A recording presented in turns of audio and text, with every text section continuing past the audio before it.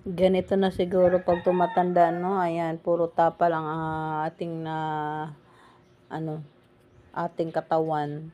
Masakit na ang ating tuhod, lalo na mayroon na tayong apo. Masakit ang tuhod, masakit ang talampakan.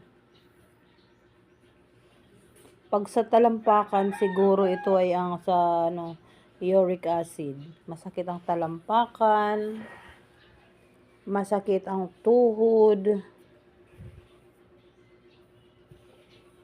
lalo na kung malamig ang panahon.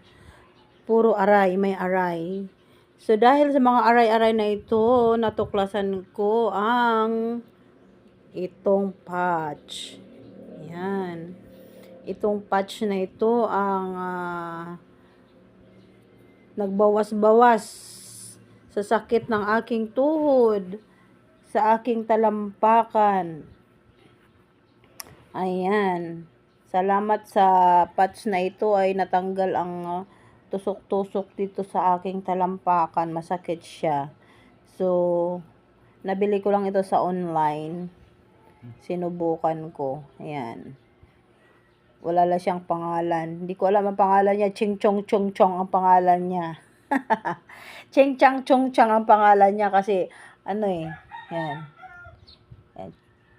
Chinese. Cheng Chang Chong Chang ang pangalan niya. Hindi ko alam ang pangalan. Pero mayroon siyang loya. Kaya maano siya, maanghang. Kasi ang luya naman din ay anti-inflammatory yan.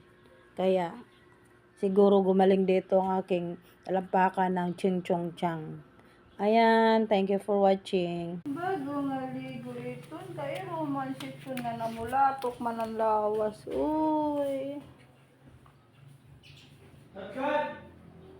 Kaya man manalayo na laliot sa patad, di ka?